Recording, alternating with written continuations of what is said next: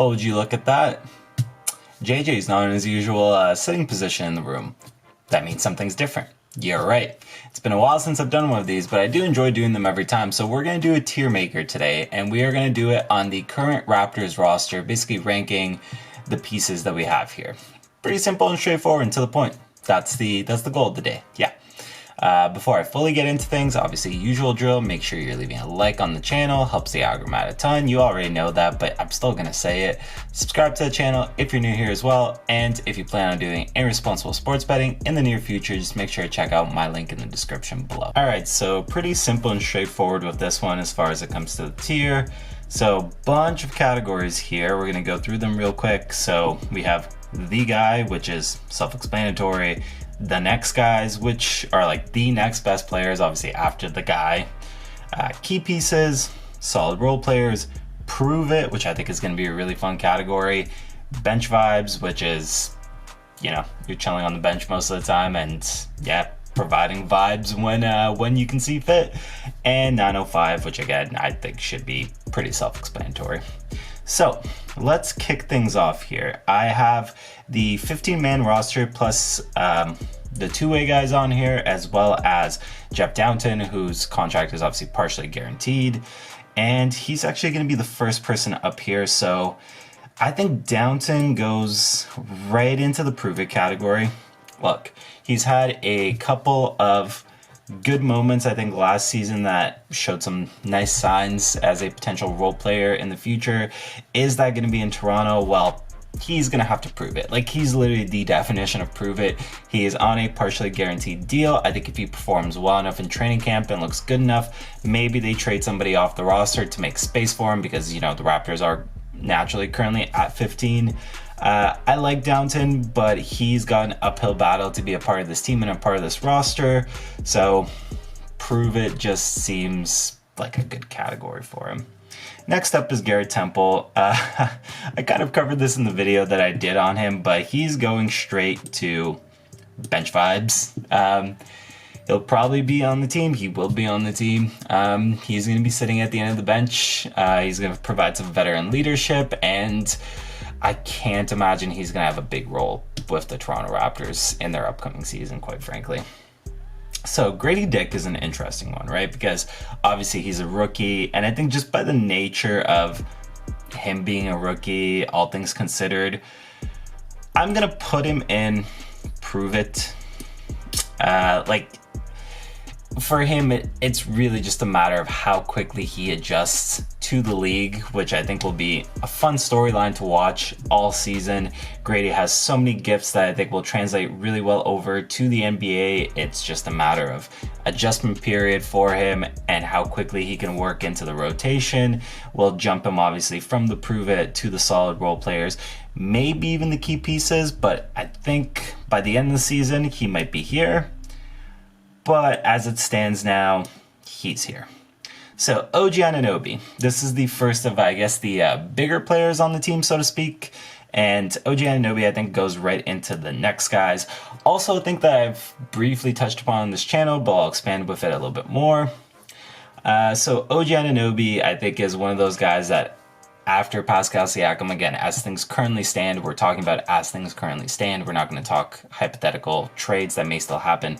But as it currently stands, after Siakam, OG Anunoby is going to be one of those guys that's going to be looked on for an expanded role, for more contribution than he's given in previous seasons. And it's going to be a big responsibility for him, for sure. But there's also, I think, a level of excitement that comes with the opportunity to see where OG is at, and it's honestly one of my favorite storylines to look forward to in the upcoming season. Is just what can OG Anunoby, do with the ball more in his hands, with more opportunity to score. Like, where is he at with everything? I think it's going to be so exciting to watch, and I think OG Anunoby is easily, after Siakam, going to be one of the biggest pieces on this team in terms of whether or not they succeed or fail. And because I've talked about it so much here, I'm just going to skip ahead and take Siakam and put him into the guy category, because that category was very obviously made for him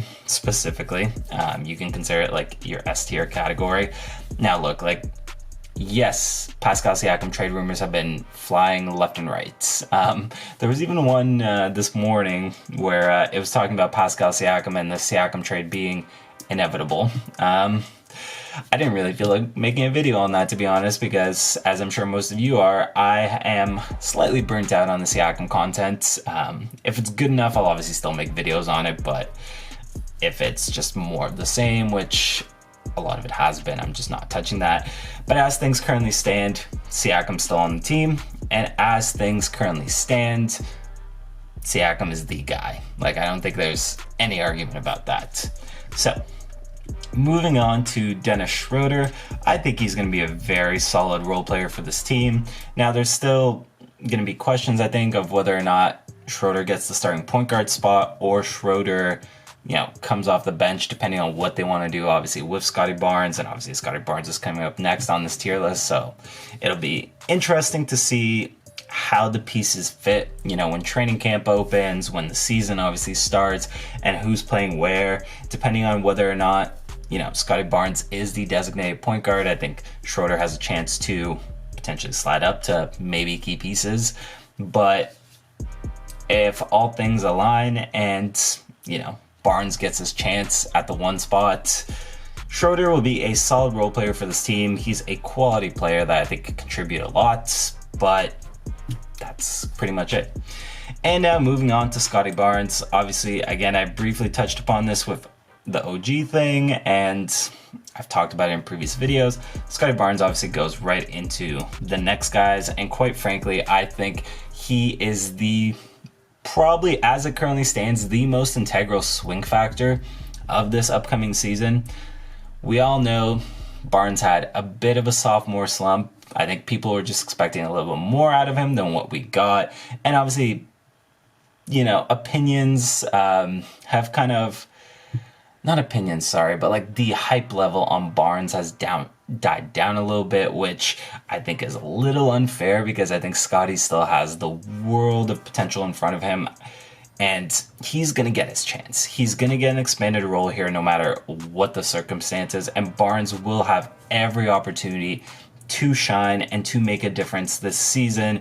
I think he'll have a lot of playmaking duties thrust upon him this season, which is exciting considering he is a very talented passer, and it'll be very exciting to see him in an expanded role. It'll also be exciting to see any potential improvements that we might see on the defensive end. We've had that briefly talked about. I believe it was Darko was talking about Scottie's ambitions of being an all-defensive player. So is he working towards that? Where is he at in that? Like, where's the jumper at is obviously going to be a big question, but with all these questions, naturally, Barnes is still going to pop into the next guy's category. Like, he's just, again, he is the biggest swing factor for how the season goes. If he has a great season, the Raptors are a solid playoff team, I would say. If he doesn't, the Raptors are likely in the play-in, if not out of it altogether, All right, next up is Marquise Noel. There's a 905 category for a reason. Marquise Noel goes right in there. I don't think he'll have any impact on this season. Maybe revisit it a season or two from now. Precious Achiuwa. I think Achiuwa goes into solid role players. Achiuwa is somebody that I think has been a little forgotten in the shuffle amongst Raptors players, considering he didn't really have that great of a season last year, and a lot of things that got people excited about Achiuwa from like the previous years maybe weren't as relevant, like in particular like the ability to stretch the court with Achiuwa wasn't really there last season. So it'll be interesting to see how he builds on his game. He's a talented player. He needs consistency, and things will come together for him if you get that, but again, he needs consistency. So Malachi Flynn, everybody's favorite Raptors obsession, I guess. Look, I'm at the point where I'm going to put Malachi Flynn into the prove it category. Very obviously, if things don't pan out for Malachi this year, he's not on the team next year. So this is a big year for him, and depending on how the point guard rotation works, he may genuinely get his chance to prove himself and to have a good role on this team. This is just this is a really big year for him. They haven't really gotten the return on investment in terms of Malachi to this point. Does he finally step up, or is this the nail in the coffin for Malachi's stint with the Raptors? Either way, he is literally the definition of the prove it category. Thad Young is bench vibes. I don't think a lot needs to be said here. He's a good veteran presence. He'll be there to, hopefully lift spirits and keep the locker room in check, keep everybody kind of head up and going. That's going to be his role this season. So Christian Koloko is an interesting one, right? Because if you look at the roster between some of the role players and stuff, you might think, Koloko is an end of the bench guy, maybe even spend some more time in 905. I'm going to be a little bold here. I'm going to put Koloko in the prove it category. I think Christian Koloko is still a very exciting young prospect. He has so much upside as a rim protector, as a defensive glass eater, even on the offensive glass, as an offensive finisher to plays, obviously in the pick and roll and such, or even just being in the dunker spot, right? I think Koloko has a chance to work his way into the rotation and maybe, bump a couple of guys down, or just situationally in matchups find himself making appearances, because he has the talent. I think he has the skill set. It's again just a matter of show me that you can do it on a consistent basis, and I think the minutes will be there. So maybe I'm a little higher on him than some others, but I think he's very much so in the prove it category. I really do think he has a chance to be a regular contributor for this team, but he'll need to show signs early and often that he can be consistent. So Otto Porter Jr. is another interesting one, right? He teeters, I think, between bench vibes and prove it. I'm gonna put him in prove it because I do think a healthy Otto Porter Jr. has a chance to impact the Raptors season. It's just a matter of being healthy, right? Otto Porter Jr. has been a somewhat injury-prone player throughout his career, and that's putting it a little conservatively. If he can stay on the floor, he can definitely make an impact for the team. Whether or not he can stay on the floor, that's a whole other question. And again, that's quite literally why he's gonna be in prove it. Prove to me that you can stay healthy. And I think he can be a contributor. Where he kind of slots into the minutes will be interesting, but yeah. With health, he can definitely help this team. Without health, I mean, he collects a paycheck, on the IR. All right, Chris Boucher. Obviously, Chris Boucher is probably one of the easiest ones to rank. Just goes into solid role players. I think he's been a very solid role player for the Raptors for a very long time. And there's, quite frankly, not a lot else to be said there. We know what Chris Boucher is, and that is a damn good role player, and that's pretty much that. So moving on to Gary Trent Jr. I think this is a guy where key pieces is the category that was kind of made for him. I think Gary Trent Jr. obviously opting into his player option is now fully in a contract year. He needs to have a big season. He wants that payday. And if he's going to get it with the Raptors or anywhere else, this is a season for him to shine, especially given an opportunity. Obviously, with Fred VanVleet gone, he's going to get more looks. He's going to get probably a little bit more touches. He'll get more opportunities to score. And with, I think, Gary, it's always been a matter of he's really hot when he's hot, but when he's off and when his shots aren't dropping, he's kind of shooting you out of games sometimes. So again, consistency. It's been a little bit of a theme here with some of the guys I've discussed, but consistency genuinely is such a big thing for Gary Trent Jr., especially if he wants to secure any type of bag in the offseason, right?